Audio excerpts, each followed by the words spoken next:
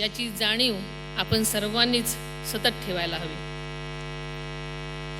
आजचं आपण सर्वांनीच बघितलेलं आहे की आजची आपण जी हे वर्धापन दिन साजरा करतो त्याची थीम आपण असं ठरवलेली होती की समर्पण, संघर्ष आणि संकल्प। आणि ही संकल्पना यंदाचा वर्धापन दिन आपण आदरणीय अजितदादांना हे समर्पित केलेलं आहे। आदरणीय दादांनी राज्याच्या विकासासाठी आणि पक्षाच्या बळकटीसाठी गेली अनेक वर्ष पूर्णपणे स्वतःला समर्पित केलेलं आहे। म्हणून आपण सुरुवातीलाच आदरणीय दादांसाठी ह्या समर्पणाची भूमिका घेतलेली होती। राज्याच्या प्रगतीसाठी त्यांनी सातत्याने संघर्ष केलेला आपल्याला माहिती आहे आणि तो आपल्या सगळ्यांच्या समोर आहे। दादांचं कामाची पद्धत आज कुणालाही नवीन नव्हती, त्यांचा संघर्षही सगळ्यांनी आपल्या समोर पाहिलेला आहे। आणि म्हणूनच ही संघर्षाची जी दादांनी केलेला संघर्ष सगळ्यासमोर ठेवून जे योगदान दिले त्यासाठी ही आपण संघर्ष आणि संकल्प असं आपण असायला नाव दिलेलं होतं। दादांनी जे कठोर परिश्रम घेतले आणि प्रत्येकात समाजातील प्रत्येक घटकाच्या विकासाला दादांनी प्राधान्य दिलेलं आपल्या सगळ्यांना माहिती आहे। त्याच्यामध्ये शेतकरी असेल, कामगार असेल, युवक, महिला, उद्योजक आणि वंचित घटकांना न्याय मिळावा, त्याच्या प्रगतीच्या नव्या संधी निर्माण व्हाव्यात यासाठी दादांनी अहोरात्र प्रयत्न केलेले आपल्या सगळ्यांना माहिती आहे। राज्याला देशाच्या सर्वोच्च स्थानी नेण्यासाठी प्रत्येक घटकाचा सर्वांगीण विकास करण्याचा त्यांचा मानस होता। त्याचबरोबर राष्ट्रवादी काँग्रेस पक्षाला अधिक बळकटी देऊन संघटना अधिक रचनात्मक करण्याचा त्यांचा संकल्प होता आणि हाच संकल्प आपल्याला सगळ्याला मिळून पुढे न्यायचा आहे। आदरणीय दादांनी पक्ष संघटन आणि कार्यकर्त्यांना बळ देतानाच लोकहितासाठी अविरत कष्ट घेतले।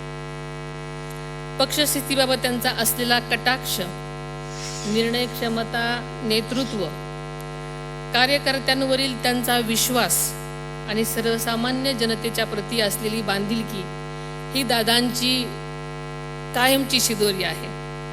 आणि आज आदरणीय दादा आपल्यामध्ये जरी नसले पण त्यांचे विचार, त्यांची मूल्य आणि त्यांची कामाची पद्धत आपल्यासाठी सर्वांसाठीच नेहमीच मार्गदर्शक ठरणार आहे। आदरणीय दादांची जागा खरं तर सर्वांनाच माहिती आहे कोणीही घेऊ शकणार नाही आणि हे वास्तव आहे। परंतु त्याचा विचार, त्यांनी दाखवलेल्या विकासाचा मार्ग आणि सामान्य माणसाबाबतची त्यांची बांधिलकी हीच आज आपल्या पक्षाची सर्वात मोठी ताकद आहे आणि यावर माझा विश्वास आहे। आदरणीय दादांच्या पश्चात आपला सर्व राष्ट्रवादी परिवार एक कुटुंब म्हणून माझ्या पाठीशी खंबीर उभा राहिला याची मला जाणीव आहे आणि अभिमान सुद्धा आहे आणि याची जबाबदारी किती मोठी आहे हेही मला समजते। 3 वर्षापूर्वीच आदरणीय दादांनी पक्षाच्या राष्ट्रीय अध्यक्षपदाची धुरा सांभाळली। त्यांना अवघ्या 2.5 वर्षाचाच कालावधी मिळाला। हा कालावधी मर्यादित असला तरी त्यांनी पक्षाला राष्ट्रीय स्तरावर नवी ओळख मिळवून दिली। आदरणीय दादांची ओळख केवळ राजकारणी, समाजकारणी म्हणूनच नव्हती तर सर्वसामान्यासाठी आपला जीवाभावाचा माणूस, कामाचाच माणूस आणि हक्काचा माणूस अशी होती। राज्याचे अर्थमंत्री म्हणूनही दादांनी सादर केलेले त्यांचे अर्थसंकल्प हे राज्याच्या विकासाचे दस्तऐवज आहेत। शेतकरी, कष्टकरी, महिला, युवक, उद्योग, सहकार, कृषी, ग्रामविकास आणि पायाभूत सुविधांच्या विकासासाठी त्यांनी सातत्यानं काम केलं। महाराष्ट्राच्या प्रगतीचा ध्यास हेच त्यांच्या जीवनाचं ध्येय होतं आणि ते त्यांनी अखेरच्या क्षणापर्यंत जपलं। आज आपण सत्तेत आहोत युती सरकारच्या माध्यमातून राज्य सरकारमध्ये आपण लोककल्याणकारी निर्णय घेत आहोत। आदरणीय दादांच्या दूरदृष्टीतून साकारलेल्या मुख्यमंत्री लाडकी बहीण योजनेमुळे राज्यातील लाखो महिलांना आर्थिक पाठबळ मिळालं, त्यांच्या जीवनात आत्मविश्वास निर्माण झाला।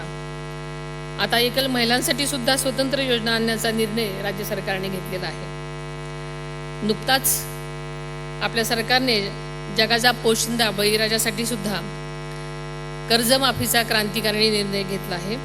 त्याचा लाभ बळीराजाला मिळवून देणं ही राष्ट्रवादी कार्यकर्त्यांची मोठी जबाबदारी आहे। यापूर्वी आपल्या सरकारनं शेतकऱ्यांच्या वीज पंपांना मोफत वीज पुरवठा करण्याचा निर्णय घेतला होता। अशा अनेक लोककल्याणकारी योजनांना दादांनी सतत प्राधान्य दिलं। राष्ट्रवादी काँग्रेस पक्ष केंद्रात आदरणीय पंतप्रधान मोदी आणि अमित भाईंच्या नेतृत्वाखालील NDAच्या सोबत राज्यात आपण महायुतीसोबत काम करत असताना महाराष्ट्राच्या हितासाठी राष्ट्रीय प्रवाहाशी जोडून काम करताना राष्ट्रवादी काँग्रेस पक्ष महाराष्ट्र धर्माची लढाई निष्ठेने लढत राहील याची आजच्या या प्रसंगी मी आपल्या सर्वांनाच ग्वाही देते। अल्पसंख्याक, मागासवर्गीय, OBC, आदिवासी समाजासह प्रत्येकच समाज घटकाला सुरक्षित वाटेल अशी सामाजिक भावना रुजवणं ही आपली सर्वांची जबाबदारी आहे। राजकारणाच्या नावाखाली जाती जातीमध्ये, धर्माधर्मामध्ये फारकत करणाऱ्या प्रवृत्तींना राष्ट्रवादी काँग्रेस पक्षामध्ये कधीही थारा देणार नाही। सर्व समाज घटकांनी गुण्यागोविंदांना नांदावं असं वातावरण निर्माण करण्याचा आपला नेहमीच प्रयत्न असणार आहे। त्यासाठी राजकीय तडजोड करावी लागली तरी त्याची तयारी आपण सगळ्यांनीच ठेवायला पाहिजे। आगामी काळामध्ये राज्यातल्या उर्वरित सर्व स्थानिक स्वराज्य संस्थांच्या निवडणुकांना आपल्याला सगळ्यालाच सामोरं जायचं आहे। त्यासाठी पक्षाचे ज्येष्ठ नेते, लोकप्रतिनिधी, संघटनेचे पदाधिकारी आणि कार्यकर्त्यांनी निवडणूक जिंकण्यासाठी नियोजनपूर्वक तयारी करून कामाला लागलं पाहिजे। येत्या काळामध्ये येणाऱ्या मतदारसंघ पुनर्रचनेमुळे विशेषतः शहरी भागातील मतदारसंघांची संख्या मोठ्या प्रमाणात वाढणार आहे। आत्ताच आपल्याला प्रफुल्ल पटेल साहेबांनी सांगितलं की डिलिमिटेशन्समध्ये हा सगळा बदल होणार आहे। ग्रामीण व शहरी भागामध्ये आपल्या पक्षाची ताकद अधिक मजबूत करण्यासाठी विशेष नियोजन आणि प्रभावी कार्यक्रम राबवण्याची आपल्याला आवश्यकता असणार आहे आणि आपण ते करणार आहोत। त्याचबरोबर सुरू असलेल्या SIR म्हणजे आत्ताच आपण जो व्हिडिओ पाहिला, याच्या निवडणूक प्रोग्राम म्हणजे मतदार याद्यांच्या विशेष पडताळणी मोहिमेच्या पक्षाच्या वतीनं नियुक्त केलेले BLA यांनी निवडणूक आयोगाच्या BLO यांच्याशी समन्वय साधून अत्यंत अचूक आणि जबाबदारीने काम करावं। मतदार यादी हा निवडणूक प्रक्रियेचा आत्मा आहे। आपल्या पक्षाचा एकही हक्काचा मतदार तांत्रिक कारणामुळे किंवा दुर्लक्षामुळे वगळला जाणार नाही। यासाठी सर्व नेते, लोकप्रतिनिधी, पदाधिकारी आणि कार्यकर्त्यांनी याकडे गांभीर्याने लक्ष घालून माझा बूथ माझा गाव या संकल्पनेतून काम करावं असं मी सूचित करते। बूथ पातळीवर प्रामाणिकपणे आणि प्रभावीपणे काम करणाऱ्या कार्यकर्त्यांचा योग्य सन्मान राखला जाईल, त्यांना न्याय दिला जाईल याची मी आपल्या सर्वांना ग्वाही देते। आज आपल्यासमोर सर्वात मोठं ध्येय आहे ते म्हणजे संघटना अधिक मजबूत करण्याचं। प्रत्येक कार्यकर्ता हा पक्षाचा ऑक्सिजन आहे। पक्षाची खरी ताकद मोठ्या मोठ्या शहरातच नसते, तर ती गावागावातल्या गल्लीबोळातल्या कार्यकर्त्यांच्या कष्टात सुद्धा असते। आपण सर्वांनीच लोकसंग्रह वाढवणं, लोकांच्या समस्या समजून घेणं व त्या सोडवण्यासाठी सातत्यानं प्रयत्न करणे ही प्रत्येक पदाधिकाऱ्यांची, कार्यकर्त्यांची जबाबदारी आहे। संघटन मजबूत करण्यासाठी आजपासूनच सर्वांनी कामाला लागलं पाहिजे। गाव, वाडी, वस्ती, शहर, प्रभाग आणि बूथ स्तरावर संघटन मजबूत केलं पाहिजे। आपल्याला प्रत्येक बूथवर कार्यकर्त्यांची एक चांगली फळी निर्माण केली पाहिजे. आपण सतत एक बाब कायम ध्यानात ठेवायला हवी, ती म्हणजे पक्षामध्ये ज्येष्ठता सन्मान ही आपल्या राष्ट्रवादी काँग्रेस पक्षाची यासोबत नव्या पिढीला जबाबदारीची संधी देणं हे देखील महत्त्वाचे आहे.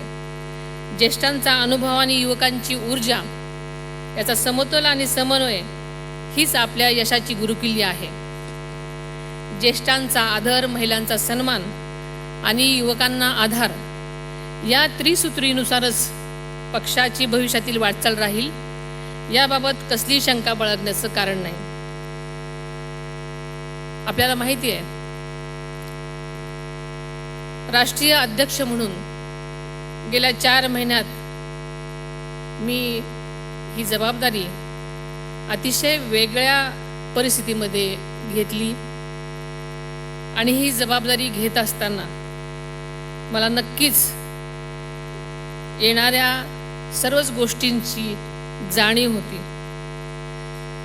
मी पक्षातील पक्षाला सर्वोच्च प्राधान्य देऊन आदरणीय दादांच्या पावलावर पाऊल ठेवून काम करण्याचा प्रयत्न करत आहे.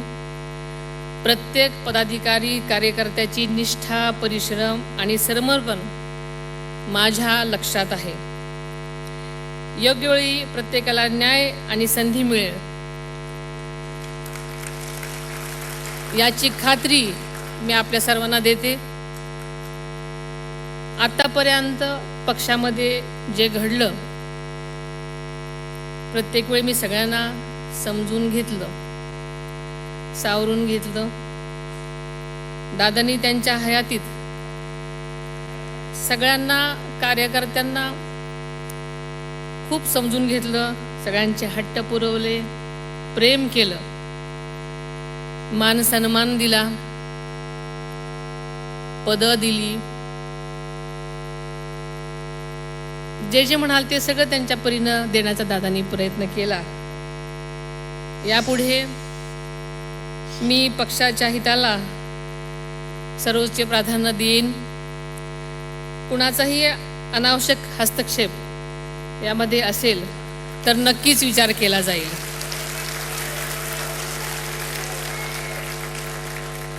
दादा ज्याप्रमाणे पक्षहितासाठी कठोर निर्णय घेत होते त्याचप्रमाणे यापुढे असे निर्णय घेण्यास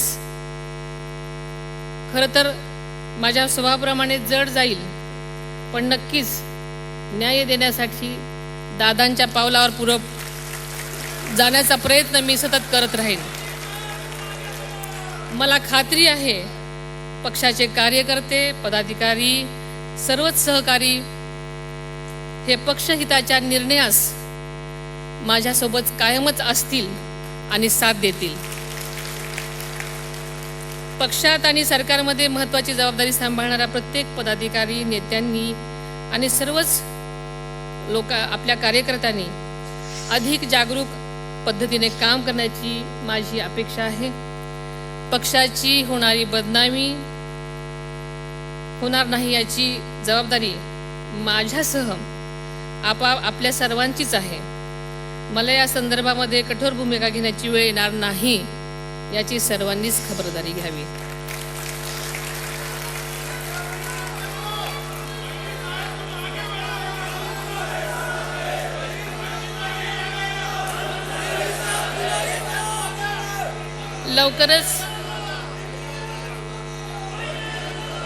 लवकरच विविध महामंडळे त्यावरील सदस्यांच्या नियुक्त्या केल्या जाणार आहेत.